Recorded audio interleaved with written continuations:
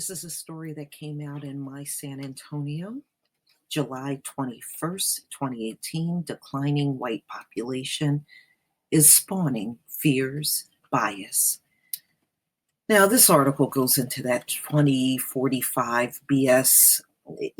That is just their attempt to buy more time in being in charge. They don't want to let go.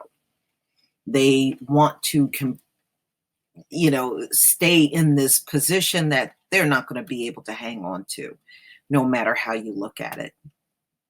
Over the last 3 decades, demographers have told us that there would come a day when the white population would begin to decline. It started declining in the 1950s, ladies and gentlemen. So when I read through some of these dates, and it's not the 1950s, just know they're not telling the truth about the date. Subsequently become less than half of the US population, which they already are now. The first of these expectations is now here, about a decade earlier than projected. Mid-year population projections prepared by the US Census Bureau indicate that there were nearly 32,000 fewer whites in the nation in 2017 than in 2016, a reduction of 0.02%. The white population decrease resulted from natural decline, which I believe that. So approximately 178,000 more deaths than birth. That's it's not the genocide that they're claiming. There is no genocide. Nobody is genociding these people. And if it's drug addiction, then they're genociding themselves. No one outside of these people are genociding them. It's a natural decline. Though 146,000 whites migrating from outside of the country, while addition in multiracial individuals who identify white as one of their races creates white population gain. It is only an increase of 144,000, the smallest absolute change among single race and multiple race whites over the last decades. It's really not that many biracial people to make up the difference for the white deaths. Don't even think about that. It's not going to make that no difference as far as the deaths outweighing the birth. These patterns are consistent with the study that my colleague, Kenneth Johnson from the University of New Hampshire, and I published recently. Our research shows that there are 26 states now that have more white deaths than births, including 9 of the largest 15 in the country: California, Florida, Pennsylvania, Ohio, North Carolina, Michigan, New Jersey, Arizona, and Massachusetts. Now, New Jersey is not a big state, but it has a very dense population here. States where white deaths outnumber births have a higher share of their population being 65 and older. Remember, I told you that the white population is older and all of the other populations here are younger. And that's because their last biggest population are the baby boomers. And the baby boomers are now the elderly among them. And after this population goes, there are no generations that follow them that are large. And they are dying on a regular basis now because they're the elderly. 65 and older, relatively low birth rates, and a shrinking portion of women capable of giving birth. Put it simply, with an overall median age of 45, an aging white population produces more deaths than births.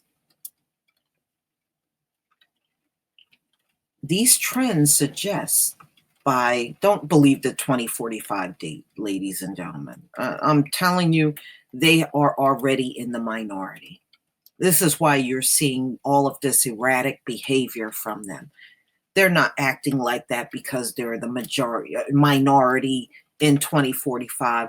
They're acting the way that we see them act, and becoming more violent is because they are there now.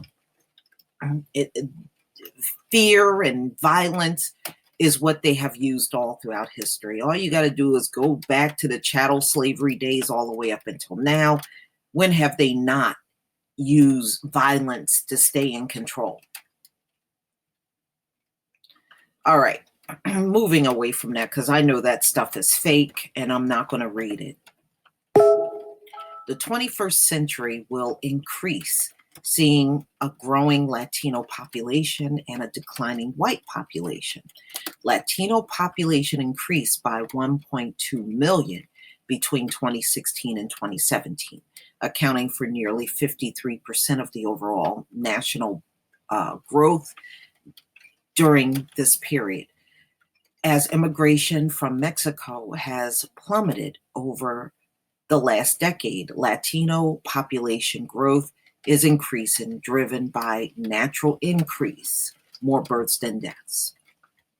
Associated with is youthfulness, median age 29.8, whereas there are only 0.95 children for every one elderly person among whites.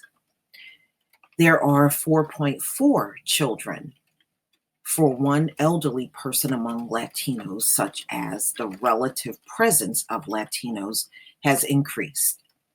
In 1980, there were 12.3 whites for every one Latino in the US. Today, there are 3.4 whites to every one Latino, and the ratio is projected to drop to 1.6 by 2060.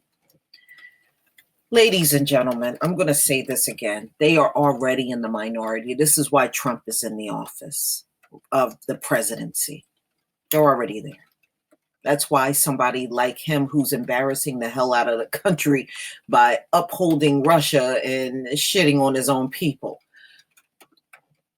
This is the demographic reality of America, a country where whites have enjoyed political, economical, social, and cultural, and demographic supremacy is changing fast. For many whites, this uncharted territory, many want their country back. Well, who took it from you? The only one that I've seen took this country from people are whites. You took it from the Aboriginal people that were already here. So other than that, I have never seen anybody take a thing. I don't even know why they keep using that terminology, because it's stupid.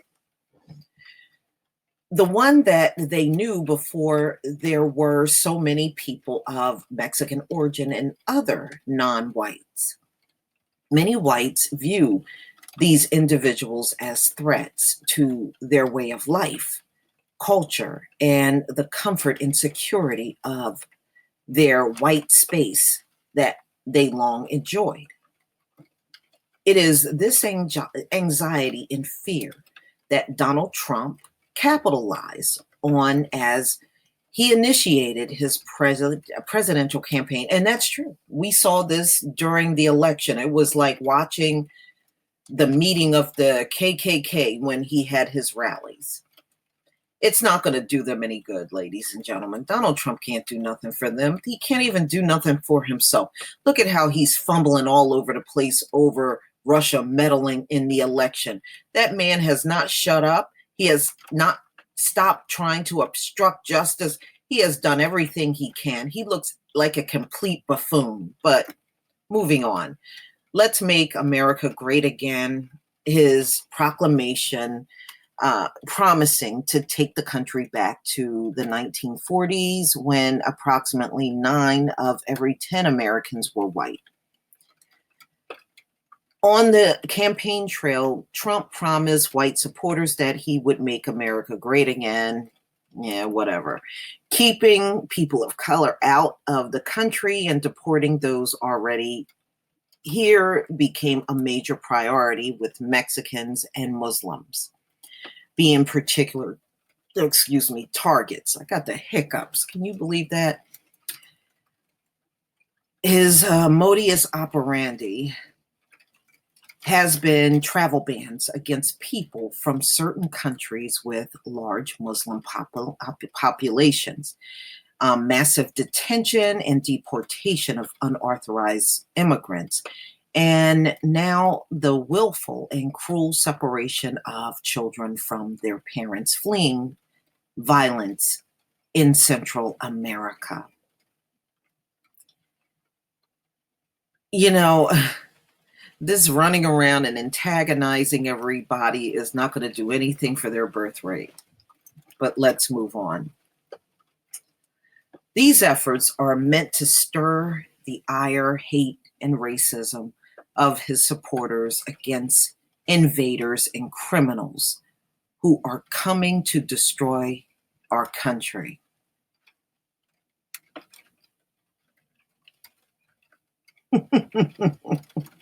Looks like history repeating itself. I'm sure when they came off of those ships from Europe, that's how many of the natives in this land felt. Trump also uses these endeavors to stem demographic shifts, making the country less white. Trump has other tricks up his sleeve to control the political strength of people of color. These have included the short-lived Presidential Advisory Commission on Election Integrity under the leadership of Chris Kobach, set on making it more difficult for people of color to vote. Well, they've always done that from the 60s all the way up until now. We're used to that by now. And they include plans to revamp the drug wars, to enhance the mass incarceration and by association and disenfranchisement of people of color. Well, when did you stop doing that? That's the norm in America. What do you mean you want to enhance it? Enhance it to what? You've already done? Get out of here. Enhance it. You've been doing that from day one. Major cuts to fund for the preparation and execution of the coming census in 2020, which will be conducted mostly online, along with the inclusion of a question of citizenship, will undoubtedly increase the undercount of Latinos and other persons of color. Now Trump has selected a replacement to Justice Anthony Kennedy on the Supreme Court, which will tilt the court's forget about that. That's not gonna. Nothing's gonna change for us, ladies and gentlemen. Nothing's gonna change for us, regardless of who they put on there, whether it's a conservative or liberal. It will not. Life will not change for us. So I'm not even getting into that. Yet demographic strength does not necessarily translate to political power. Look at Texas, which has the second largest Latino population in the country, with whites holding a slim 730,000 population advantage over Latinos in the state. Latinos are on track to becoming the numerical majority in 4 years. Nonetheless, Texas continues to be one of the reddest states in the country, with Democrats last winning a statewide election in 1994, despite its demographic. Okay, I'm moving down a little. Furthermore, Republicans have perfected political strategies to stem the political representation and voting of Latinos and African Americans. These methods include gerrymandering, Nationwide, Texas was the clear winner in population growth between 2000 and 2010, with the state gaining 4 new U.S. congressional seats. Texas' triumph was due to a growth of 3.8 million non-white persons, along with a gain of 464,000 whites. But the new congressional seats were constructed to be white Republican congressional districts. Texas has also developed a voter ID law to make it more difficult for people of color to vote. Now, think about that, ladies and gentlemen. If they were not in the minority now, then why use all of these voter ID tactics on us? All right. Again, don't listen to words. Words can be played around with, words can be imaginary, and so on and so forth. Watch the actions that a person does, and their actions are showing they're already in the minority. Playing around with votes, trying to push people out of here, putting Muslim bans in place, their actions are giving it away. Okay, let me just move down a little. Fortunately, the Supreme Court voted against Evenwel in April 2016. The demographic attributes of the Latino population, along with the Republican political ploy, work in conjunction to keep Texas red. The aging white population in the U.S. is experiencing population decline largely because white deaths are outnumbering births. The demographic reality has major implications for the future of the country. Latinos in particular will be an increasing important segment of the future of the country and all of its institutions, including the economy, the healthcare system, universities, the military, places of worship, and mass media. In his misguided vision to make America great again, Trump is taking the country to the past, a route that promotes hate and racism. No, let Trump take it there.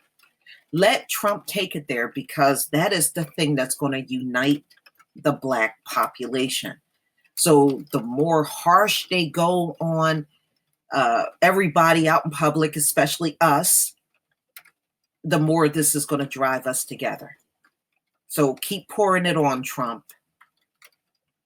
In the path to make America truly great, we need to take into account the new demographic reality and look to a future that fosters hope and prosperity for all. That's fantasy talk. That's not going to happen. We haven't seen prosperity for all since this country has been in existence. We haven't seen it, and you're not going to see it now, ladies and gentlemen. We live in reality. We don't live in fantasy land here. So, ladies and gentlemen, look at it this way. These articles are coming out more and more. And although they are playing around with dates and stuff just to ensure they stay in power longer because they don't want to let go, it's going to have to happen no matter how you look at it, and just expect them to keep acting crazy out in public, keep pulling guns out, keep shooting people, shooting each other in mass shootings, and so on and so forth. All of this is going to continue to happen. They're going to step up, pushing all these Latinos out of the country. They're going to be whining and complaining that they're victims, and all of this is going to be stepped up because of the climate that we're in. We're in the day and time of the crybaby. That's why we're seeing all these bogus 911 calls. Just understand this is the new era of the crybaby. And the crybaby is going to keep doing these things out here. And just like down in Florida, pulling guns and using stand your ground when it's not even an appropriate case for stand your ground. We're going to see all this. This place is going to go haywire. It's already haywire, and it's going to get worse. So, as I said, you have a choice, Black people, to keep mingling or to separate and come back to your community.